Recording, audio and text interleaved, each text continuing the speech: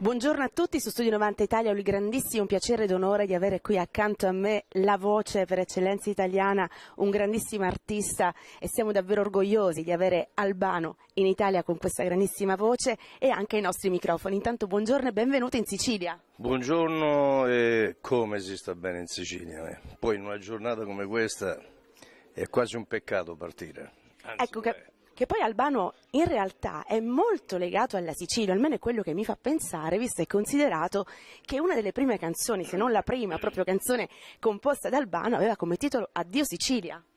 Sì, uno dice perché Esatto. Addio Sicilia? Perché ho sempre sentito parlare di una zia che viveva in Argentina, si era sposata con un siciliano e insieme poi partirono per San Rafael Mendoza.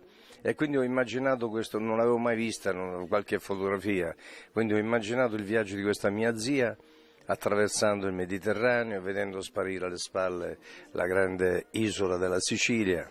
Ed è bellissimo perché quando penso che erano soltanto 12 anni e avevo scritto una poesia fantastica in musica, bravo quel ragazzo lì.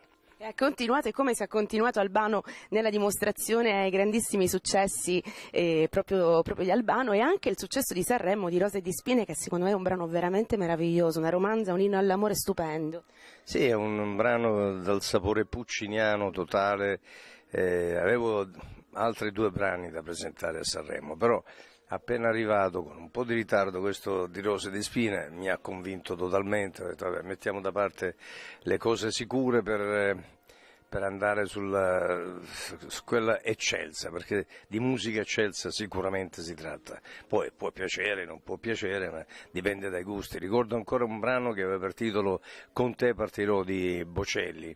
Anche lì a Sanremo lo bastonarono, però diventò un successo mondiale ed è quello che voglio fare con questo. E sicuramente accadrà, poi c'è anche un album ricco di nuovi brani, di nuove cose, di nuovi progetti di Albano. Sì, questo è un album doppio di Rose di Spine. Da una parte ci sono tutte le canzoni con le quali ho partecipato a Sanremo, sia in coppia che da solista, e dall'altro invece si tratta di nuovi brani, qualcuno anche ripescato. Mi ricordo un brano per esempio del 1974, era di una bellezza. Il mio direttore, così, l'arrangiatore Alterisio Pauletti, fa: ma sto brano è un peccato che non si sappia che esista, e allora l'abbiamo ripreso. Ha per titolo Il Somaro, dedicato ai bambini che non hanno molta voglia di studiare. E poi si parla anche di tantissime collaborazioni, tantissime cose realizzate da Albano che voi sicuramente e chi ascolta conoscerà, ma ce n'è una che mi ha colpito molto e che mi piacerebbe che Albano ci raccontasse, un incontro molto importante con Papa Francesco. Ah sì, è stato qualche mese fa, esattamente il 15 di dicembre.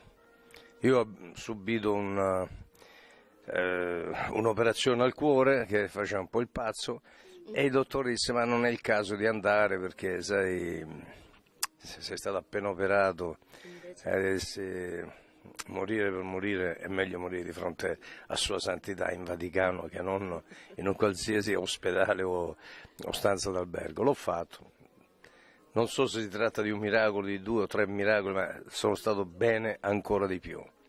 Ecco, se vogliamo parlare anche di arricchimento artistico, qual è l'esperienza che ha arricchito musicalmente e artisticamente più Albano?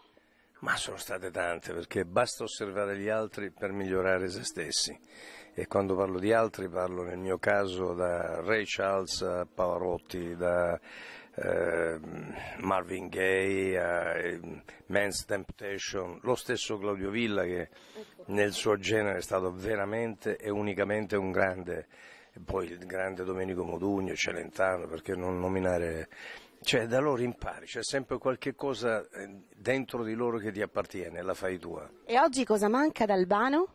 Niente, ho tutto quello che voglio e sto cercando quel qualcosa in più, ma ancora non l'ho definito. Intanto sto preparando un bel docufilm dedicato alla figura di mia madre, che è stata straordinaria, lo è ancora, con i suoi 95 anni, un esempio di donna, come sicuramente tanti ce ne stanno qui in Sicilia, quelle donne con una tempra straordinaria, quelle donne che non si arrendono, quelle donne che, sì, il figlio ha fatto successo ma non sono io io sono solo la madre di quel soggetto lì, cioè questo essere fedeli a se stessi e soprattutto con una caratura morale da sballo. E secondo me quando c'è la bella musica, quando c'è un figlio come Albano, quando c'è il buon vino...